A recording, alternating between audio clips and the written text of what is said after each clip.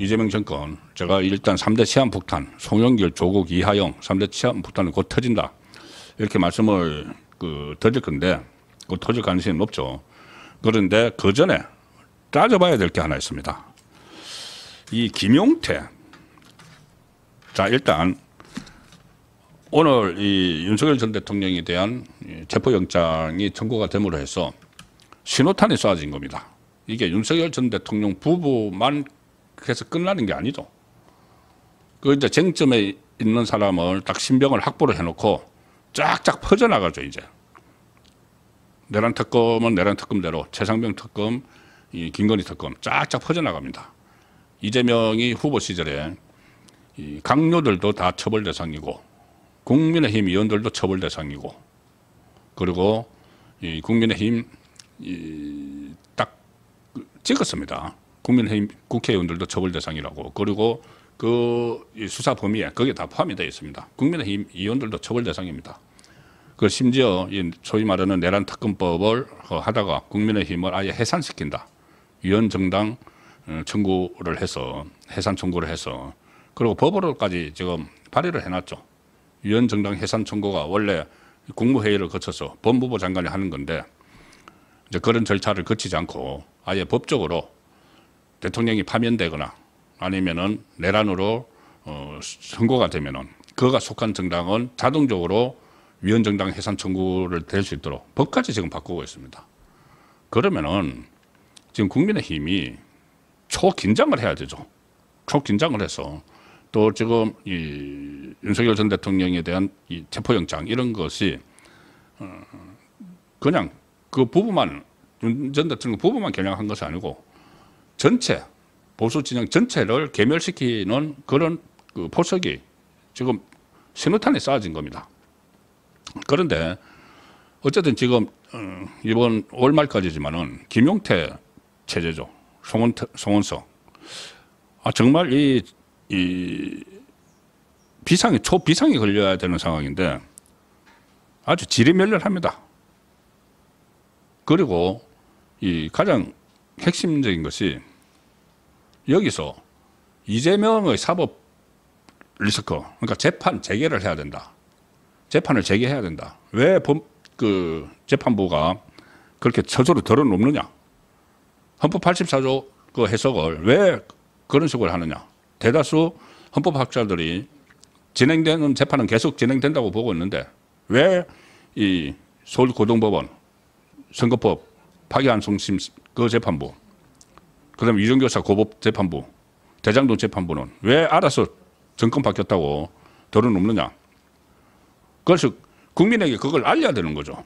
알려는 그 캠페인이라도 벌여서 막 밀고 나가야 되는데 완전히 핵심을 헛짚어가지고 이 중차대한 상황에 왔는데도 무슨 일종의 말싸움을 뭐 말싸움도 아니고 아주 한가한 소리를 하고 있습니다. 바로 김용태.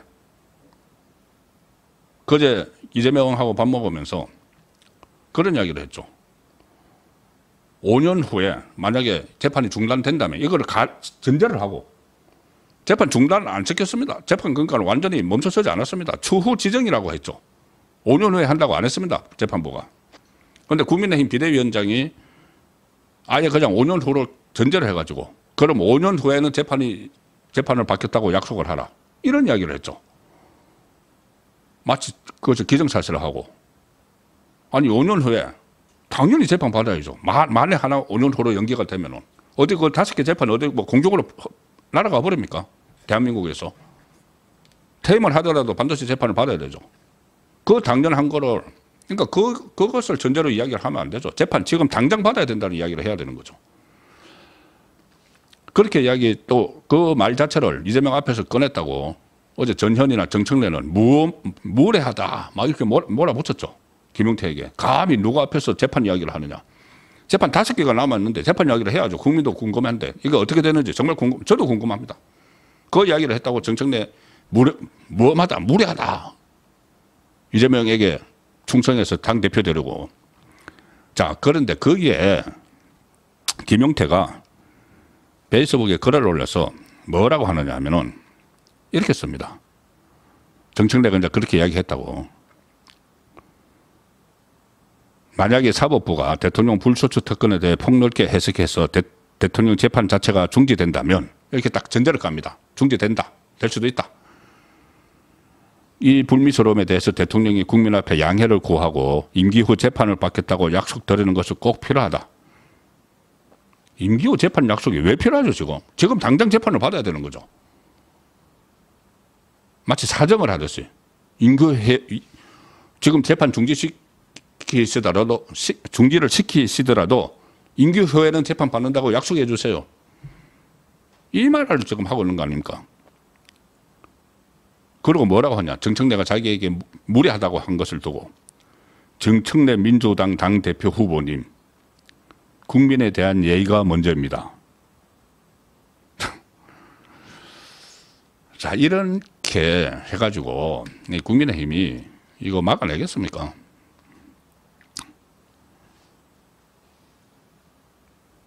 이렇게 했습니다. 김용태가 국민의힘은 헌법 84조 불소추 특권에 대한 해석 권한은 사법부에 있다는 것을 존중한다. 사법부가 지금 다 들어놓고 있죠. 5개 중에서 3개가 들어놓고 있습니다. 헌법 84조를 제대로 해석하지도 않고 그냥 왜 추후 지정하느냐. 헌법 84조 때문에 다 들어놓고 있는데 사법부에게 그 권한이 있다. 존중한다. 그리고 지난 정권을 반성하는 차원에서 드리는 저희 고언을 곡해하지 않으시길 바란다. 이재명에게 그렇게 이야기하는 겁니다. 정청래에게. 아니 지난 정권 반성하는 차원하고 이재명 재판이 무슨 관계가 있죠?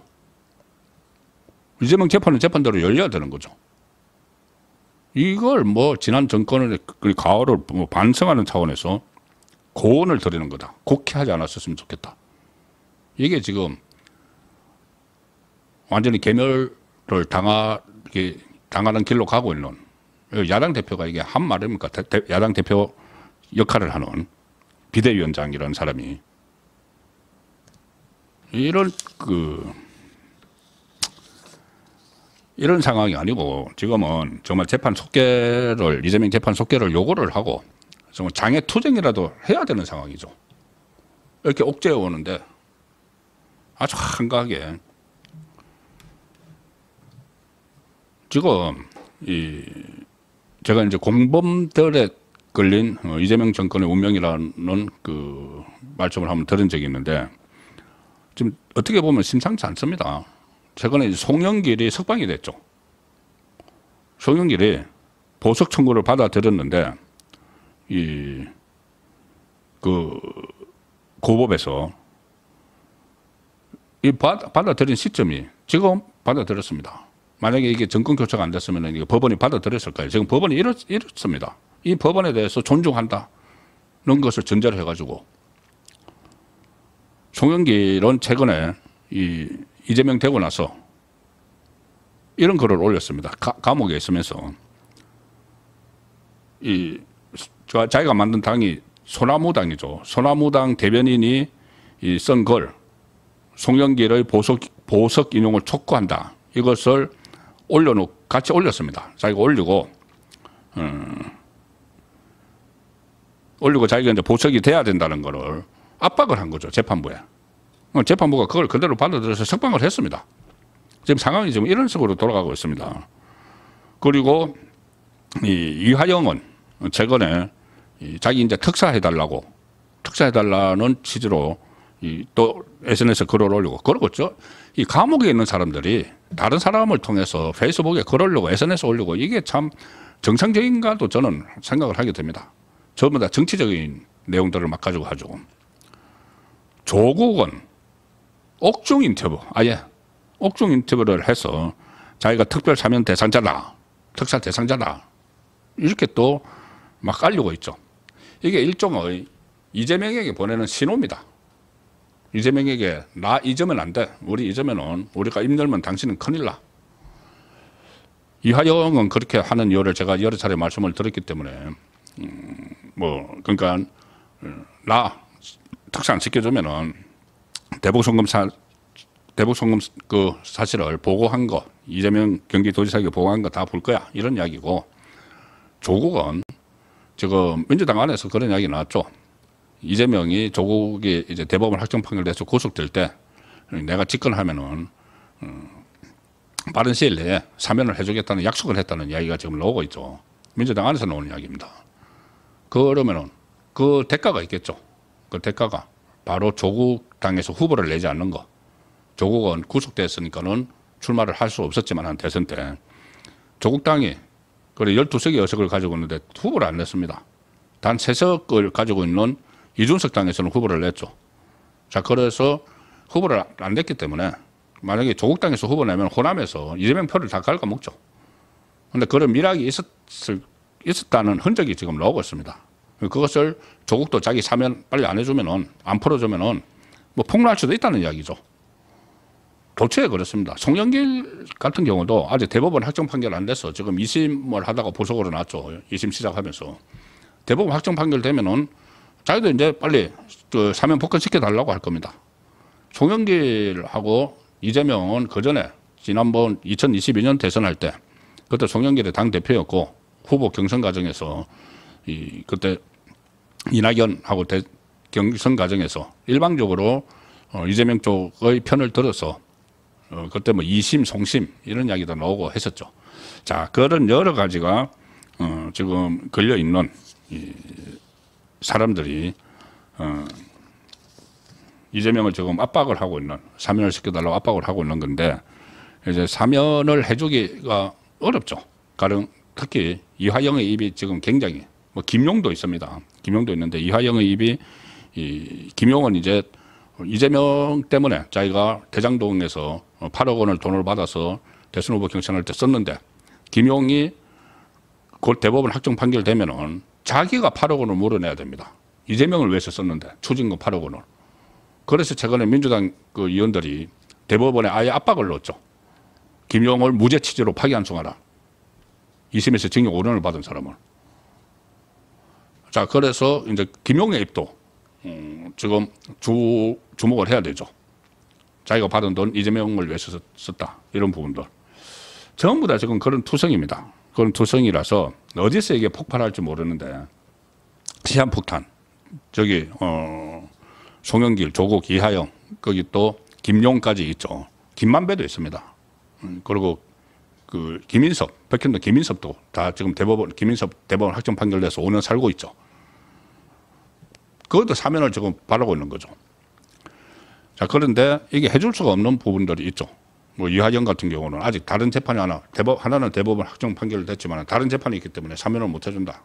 그러면은 이하영이 터뜨린다. 이런 시나리오들은 지금 여전히 살아있는 겁니다. 그래서 제가 시한폭탄이라는 말씀을 드리는 겁니다. 이화영은 아예 지난번에 페이스북에 세 사람을 찍었죠. 자, 그래서 제가 저기 송영길, 조국, 이하영이라고 썼는데, 송영길, 조국, 이하영을 비롯해서 뭐 사법 탄압의 피해자들이다. 검찰 독재 정권.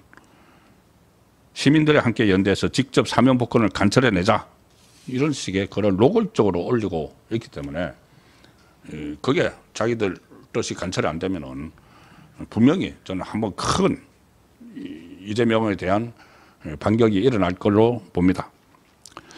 그리고 이 상황에서 조국당은 조금 전에 제가 그 말씀 들었죠. 조국당은 후보를 내지 않으면서 이재명을 도와줬습니다. 그리고 진보당은 그 이석기 통진당은 후신이죠. 근데 진보당하고는 후보 단일화를 했습니다. 이재명이. 양쪽에 이 극좌 정당인, 친북 좌파 정당인 진보당에게도 일종의 신세를 진 거죠. 후보 단일화, 후보를 내지 않았으니까는 1%를 가져가든 2%를 가져가든. 그러니 진보당이 막 청구를 합니다. 이런저런 청구. 그럼 진보당 극좌 성향의 정당인데 앞으로 진보당이 하는 걸 또 막 들어줘야 되죠.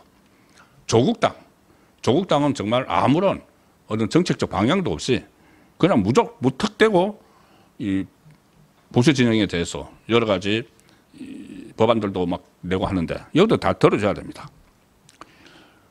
일종의 이 조국당하고 이석기 당의 후신인 진보당이 이재명 정권의 마치 시어머니 정당 같은 그런 이야기들이 지금 또 나오고 있습니다. 그 송미령 농림부 장관을 유임을 시켰죠. 윤석열 정부에서 임명됐던. 거기에 대해서 오늘 조국당하고 진보당이 송미령 유임 즉각 철회하라. 이렇게 요구를 하고 이재명에게 요구를 하고 1인 시위를 하는 그런 상황까지 지금 벌어지고 있습니다. 그러니까 이재명이 본인이 집권하기 위해서 이 조국하고도 어떤 밀락이 있었을 수 있고 진보당하고도 이 후보 단일화를 하고 이래서 이제 출마 못하게 해놨는데 이 사람들은 이제서는 청구서를 내미는 거죠. 우리도 몫이 있어. 우리도 이재명 그 정권에 우리 몫이 있어. 해서 목소리를 막 내는 이 상황도 특히 진보당, 조국당도 그렇지만은 진보당의 이런 성향 같은 것을 보면은 제가 어제 우려를 했던 국가 정체성을 흔드는 그런 그것을 촉진시키는 그런 구도가 지금 형성돼 있다 이렇게도 볼 수가 있습니다.